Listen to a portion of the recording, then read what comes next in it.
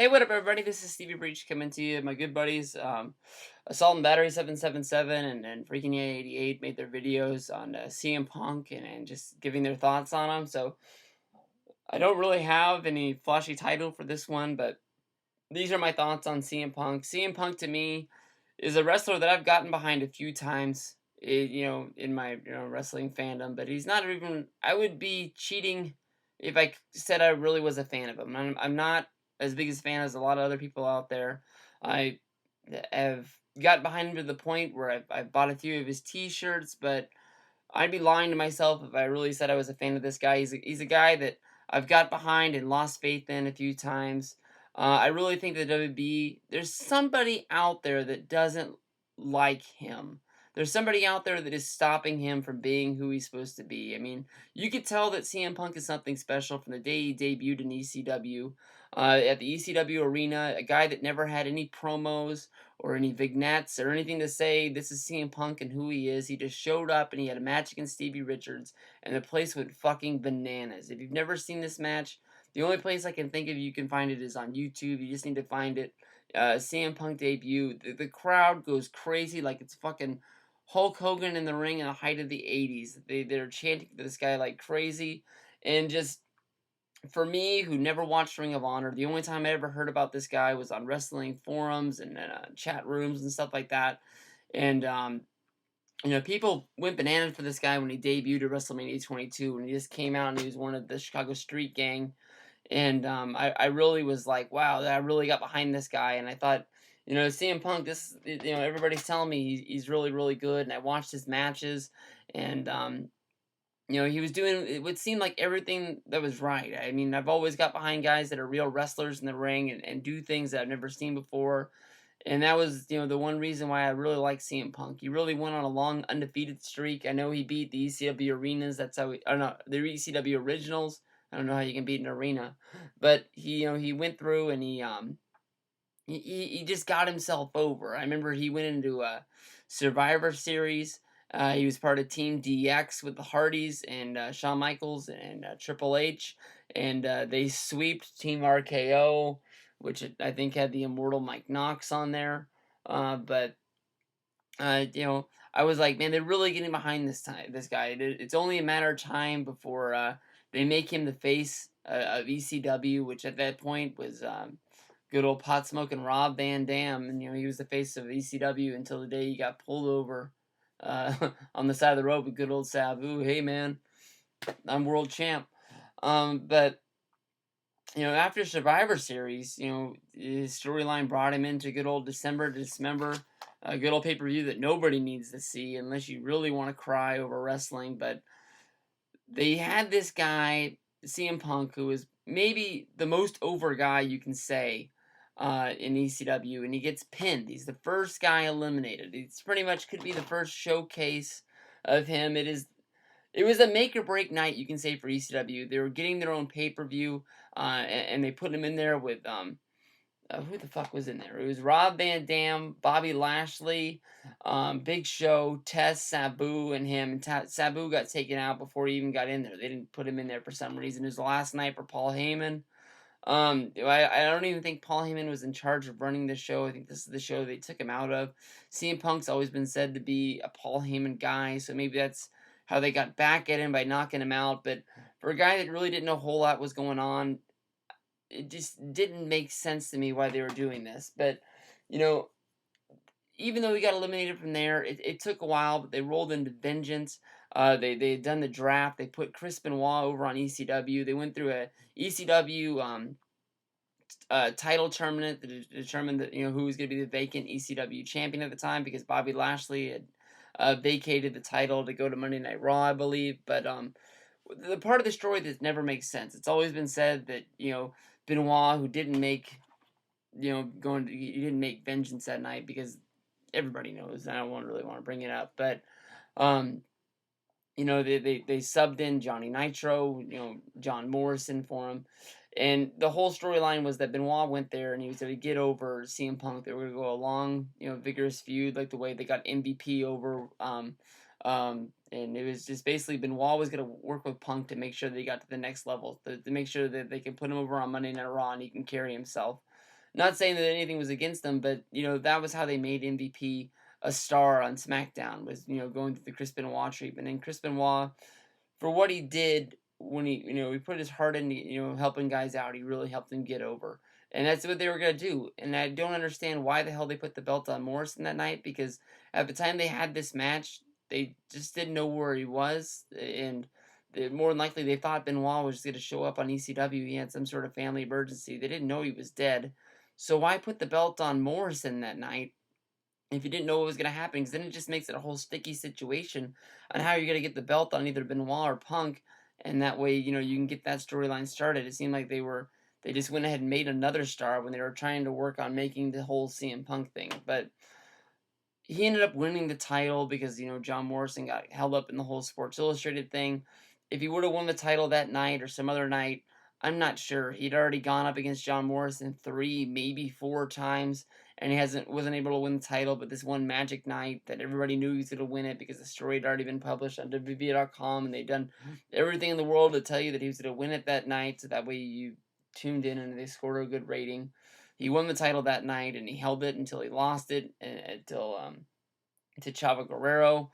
Losing to Chavo Guerrero wasn't that bad as it sounds right now. He was involved in the whole Vicky Guerrero and Edge storyline. Edge is actually the one that cost them the title, whether they knew what they were doing at the time, but that sort of helped them get to the point by losing that ECW title. He rolled into WrestleMania, won his first Money in the Bank, was able to cashed that in. He beat Edge after Batista beat the crap out of him, and it looked like CM Punk was going to be he's going to be at a high. I mean, he won his first World Heavyweight Championship. I believe he had won um, most of the belts that time. He didn't win. No, fuck, he won the World Heavyweight Championship before he won the other belts, so never mind. He became a Triple Crown champion in the long run, but it wasn't yet, so I don't know what I'm talking about. But anyways, it looked like he was going to be, a world champion. It looked like they were going to showcase this guy and make him one of the young faces of the company. They actually made a star, but as far as I can remember, he never won a match, or he didn't win many matches with the championship. He just became one of those first time champions that WB does a lot with, and they just go out of their way to make it they go out of the way to sort of embarrass the guy, to make him know that we're the WB, we're in charge. Even though you're the champ, we made you.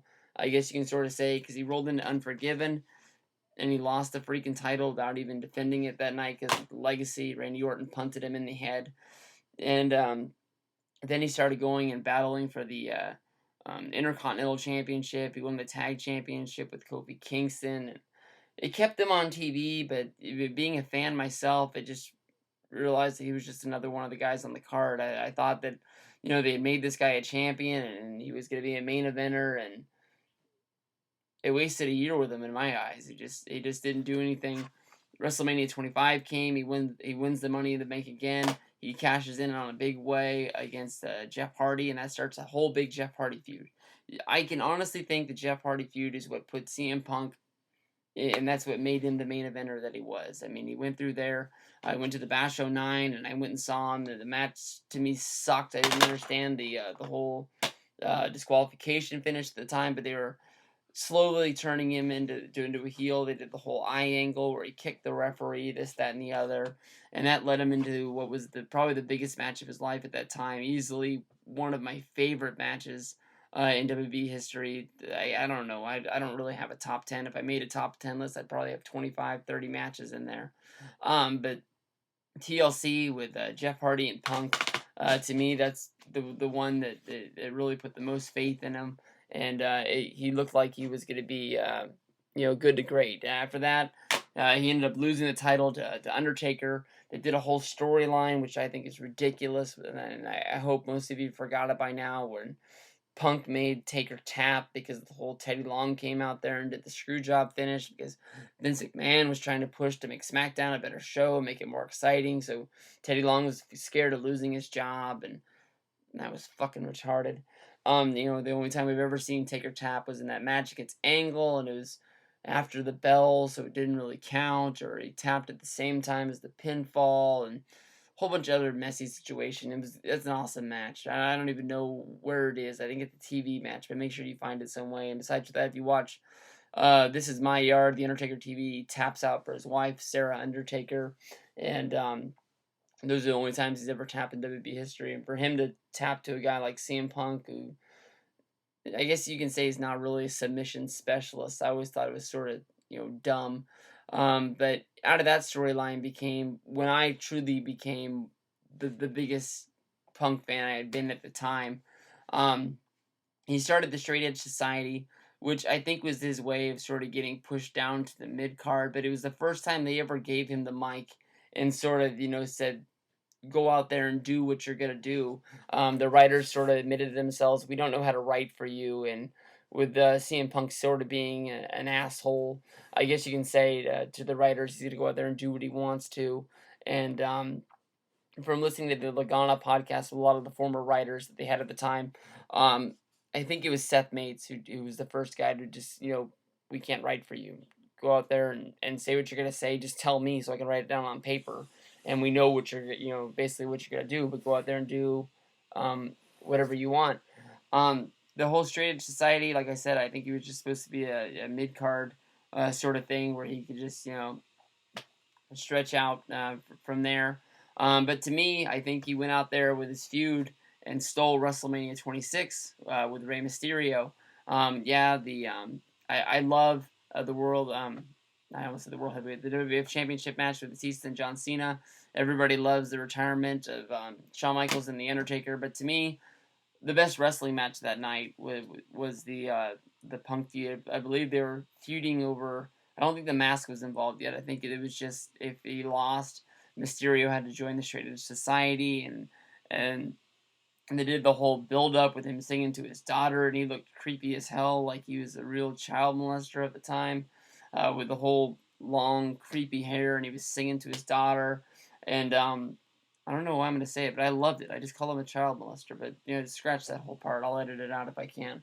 But it was just it was awesome. And then that got over. So what do? They put him in a feud, and they shave his head, and they make him put a mask on. Dumb.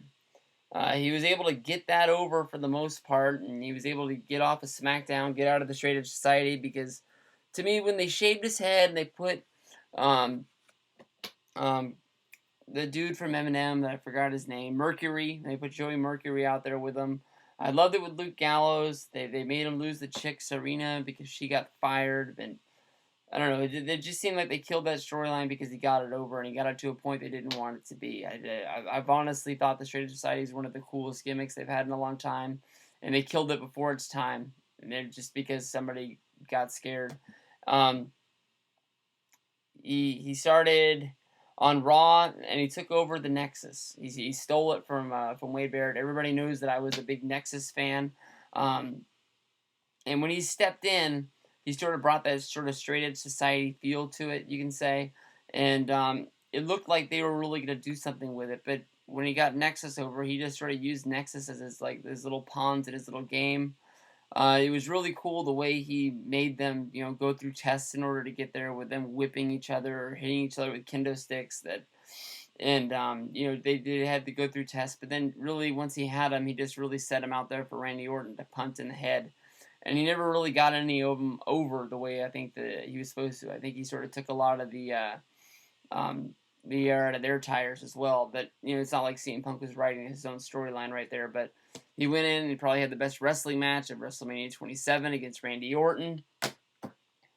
And after that, he didn't have the Nexus all came back magically after that. Most of the time when guys get punted in the head, they're gone for a while. But it just seemed like a couple weeks after WrestleMania, they all showed up again. But then they didn't do anything. CM Punk was just one of the guys again. It seems like every time he got himself to the point where it mattered, they just didn't do anything with him. And then basically the whole storyline situation involving his contract and whether it was real, whether it was fake. I always think that most of the time when a guy's contract is going to expire with Vince McMahon, he plays it smart. He takes him, he jobs him out, and you don't see him on TV. And you make sure you get somebody over, and you spend the rest of your contract at home. He's not going to put you on TV. He's not going to get you over. He's made a few exceptions with the Jeff Hardy feud. Jeff Hardy was at an all-time high, and he really thought Jeff Hardy was going to just, take some time off, and then he was going to come back. And he ended up signing with TNA. It's probably a mistake that he's never going to make again. But good old Batista did the same thing. He stayed and he got John Cena over and finished out his dates. But I think Vince McMahon knew at the time that Batista wasn't going to sign with TNA. It just seems like TNA doesn't have the money to sign a guy like Batista, and he wanted to go into mixed martial arts.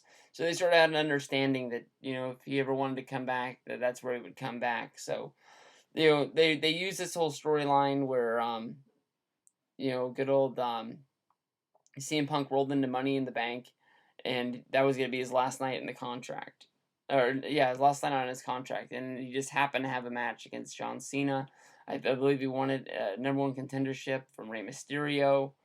And he won the belt. Everybody went crazy, because he won the belt, and then he left with it.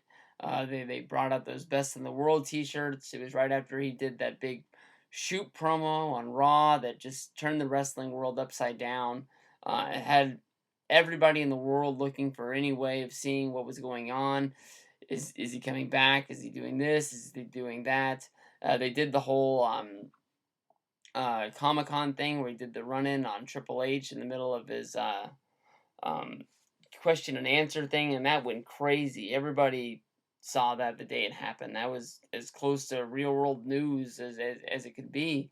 The news of that just traveled like hotcakes through Twitter and dirt sheets and everything, and it just seemed like CM Punk was the hottest thing in wrestling. So they just bring him back on Monday Night Raw 2 weeks later after he wasn't there. They should have stretched it out longer. I felt like they should have had him. If they wanted to bring him back, put him on TV, but not put him on TV. Make him part of the crowd. Have him buy a ticket and sit in the front row and sort of taunt John Cena with his WWF Championship.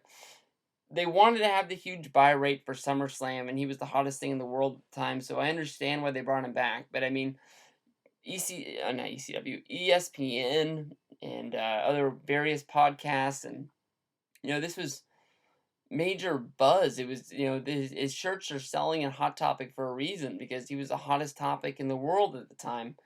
And they bring him back and they put him the whole storyline with Triple H, and whether, the whole thing about this video is that somebody keeps on bringing him down as soon as he gets hot. Whether it's Triple H or anybody who's jealous of this guy, I don't know, but I really want to get behind this guy, and I really think he is a big deal.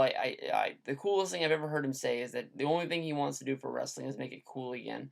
And the guys that like him and John Cena and Rey Mysterio are the guys that are trying to do it. And I would love for wrestling to be as popular as it was in 96, 97, 98, 99. And I thought Money in the Bank and that whole situation, I thought that was the start of getting it there, but it seemed like they just killed it as fast as it was, and the people that were talking about it aren't talking about it anymore.